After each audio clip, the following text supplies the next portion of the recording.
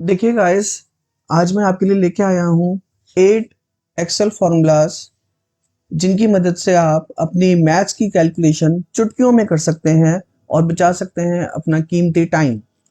तो पहला फॉर्मूला है सम का, दूसरा फॉर्मूला है एवरेज, तीसरा है प्रोडक्ट यानी कि मल्टीप्लाई, चौथा है सब्सट्रैक्ट यानी कि माइनस, पांचवा है डिवीजन यानी कि डिवाइड करना, sixth percentage, seventh if and eighth formula है सम इफ। ये 8 एक्सेल फॉर्मूलाज आपकी मैथ्स की कैलकुलेशंस चुटकियों में कर देंगे और बचाएंगे आपका कीमती टाइम। शुरू करने से पहले मैं आपसे एक रिक्वेस्ट करना चाहूँगा, अगर आपको ये वीडियो अच्छी लगे तो प्लीज़ इसे लाइक कीजिए और सब्सक्राइब कीजिए। तो आइए शुरू करते हैं गाइस। तो पहला फार्मूला है हमारा सम फार्मूला।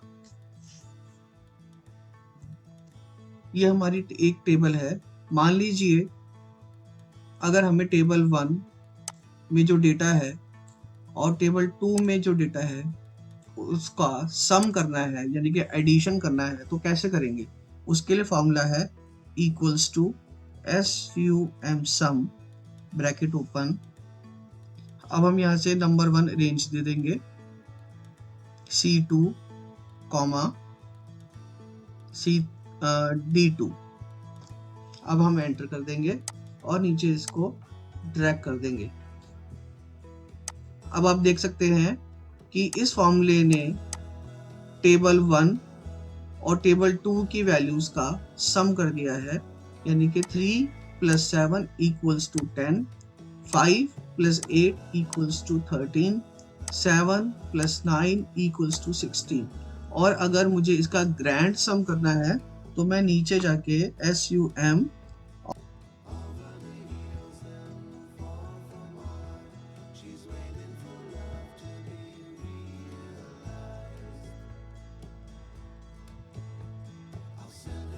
कोलन E16, तो E2 से लेके E16 तक की रेंज मैंने डाल दी, तो इसने इस पूरे डेटा का ग्रैंड सम कर दिया है। तो गाइस ये है हमारा सम फॉर्मूला। नेक्स्ट फॉर्मूला है हमारा एवरेज। नेक्स्ट फॉर्मूला है हमारा एवरेज। अगर मुझे टेबल 2 के डेटा का एवरेज निकालना है तो उसके लिए मैं फॉर्मूला लिखूंगा AVERAGE और इस पूरी रेंज को मैं सेलेक्ट कर दूंगा, ब्रैकेट क्लोज एंड एंटर। तो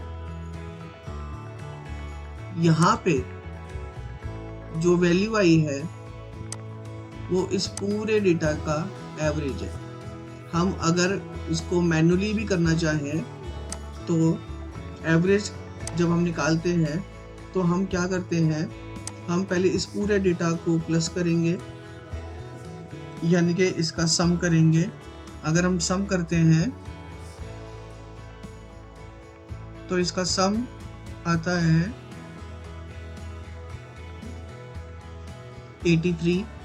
83 को हम जितने ये नंबर्स हैं, यानी कि ये नंबर हैं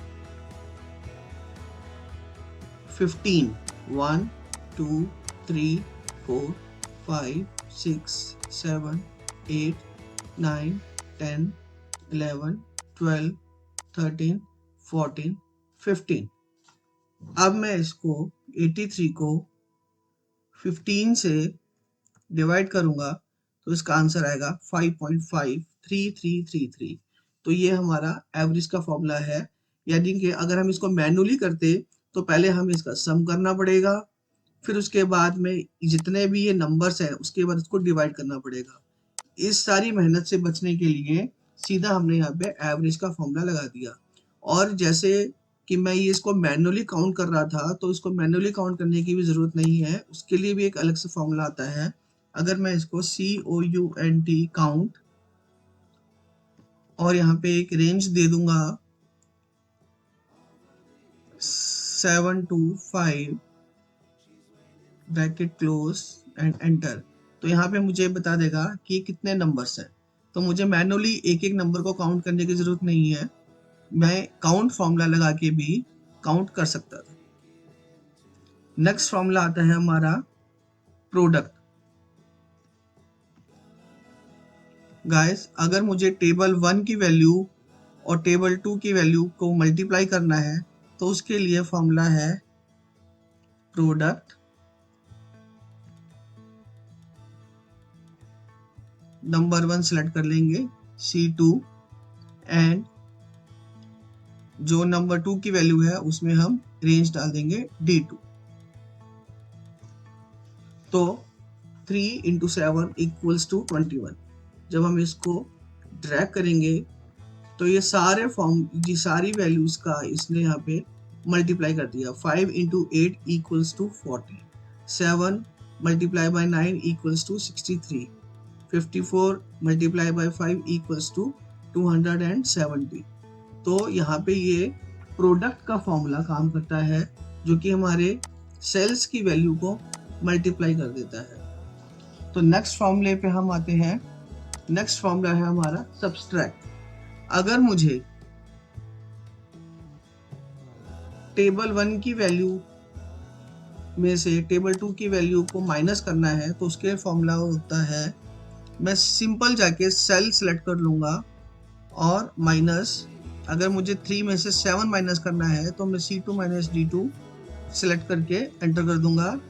तो देखिए 3 में से 7 गया तो -4 ही आएगा, और इसको मैं नीचे जब ड्रैग करूंगा तो 5 क्योंकि लोअर वैल्यू है, 8 हायर वैल्यू है, तो आंसर आएगा माइनस में, जहाँ पे 45 - 6 = 39, 54 - 5 = 49, 22 - 5 = 17। बट 3 क्योंकि लोअर वैल्यू है 4 से, तो यहाँ पे आंसर -1 ही आएगा। तो ये है हमारा सब्सट्रैक्ट फॉर्मूला। अब इसके बाद नेक्स्ट है परसेंटेज। फॉर एग्जांपल मुझे परसेंटेज निकालनी है 3 की आउट ऑफ 7, तो वो कैसे निकालेंगे, उसके लिए है परसेंटेज फॉर्मूला। मैं सिंपल जाके 3 यानी कि इसमें एक सेल सेलेक्ट कर लूँगा जो कि है C2 डिवाइड बाय C7, और यहाँ पे जो परसेंटेज का आइकन है इस पर मैं क्लिक कर दूंगा तो उसने मुझे बता दिया 43%, यानी कि 3 is 43% ऑफ 7। इसी तरह से जब मैं इसको ड्रैग करूंगा तो यहाँ पे इसने मुझे परसेंटेज दिखा दी। अगर मैं यहाँ पे लिखूंगा 50 और यहाँ लिखूंगा 100 तो ये आंसर आ जाएगा 50%। अगर मैं यहाँ पे कर दूंगा 40 तो यहाँ पे आंसर आ जाएगा 40%। क्योंकि ये value 22 is a higher than 5, तो इसलिए उसने उसकी परसेंटेज हायर साइड में दिखाई है। नेक्स्ट फॉर्मूला आता है हमारा if is a conditional formula. जैसे कि अगर मैं एक कंडीशन लगा देता हूं कि इफ दिस वैल्यू, यानी कि टेबल 1 की value is greater than 5, then मुझे इसका रिजल्ट आए गुड, अदरवाइज रिजल्ट आए बैड।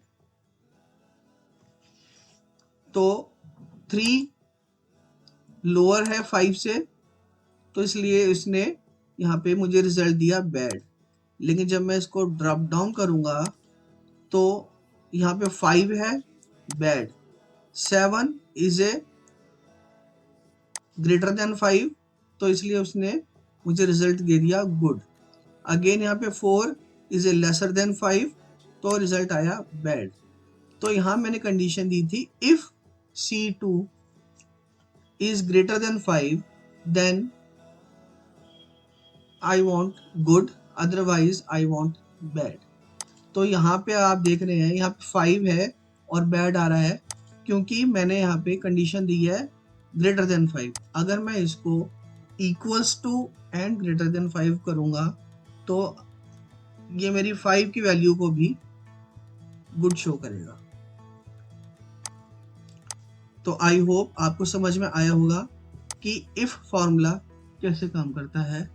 अब नेक्स्ट फॉर्मूला आता है सम इफ। सम इफ में फॉर एग्जांपल यहाँ पे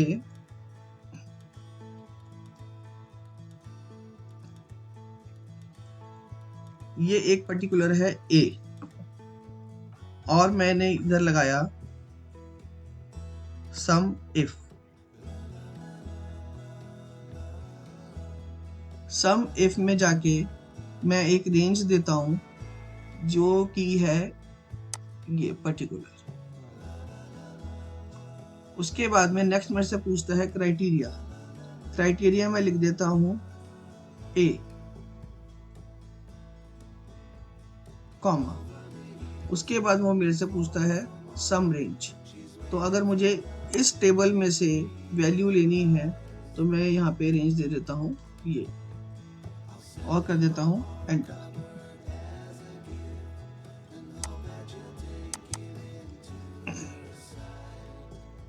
क्योंकि A इज ए टेक्स्ट इसको हमें रखना पड़ेगा डबल इन्वर्टेड कॉमास के अंदर। तो आप देख सकते हैं कि उसने सिर्फ उसी सेल की वैल्यू यहाँ लिखी है जिसके आगे A है। आप देख सकते हैं यहाँ पे और किसी भी सेल के आगे A नहीं है। अगर मैं यहाँ पे G की जगह A कर देता हूं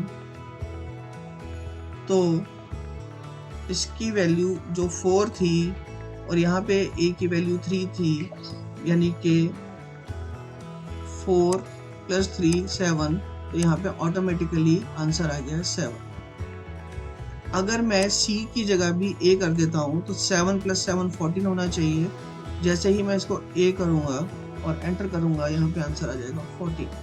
तो इसका मतलब कि सम इफ से एक पर्टिकुलर अमाउंट, एक पर्टिकुलर टेक्स्ट के जरिए हम कैलकुलेट कर सकते हैं।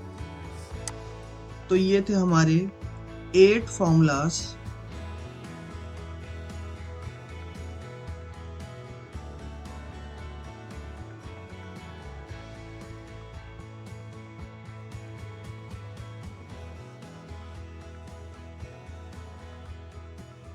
ताकि उन्हें एक्सेल की ये छोटी छोटी टिप्स एंड ट्रिक्स मिलती रहें।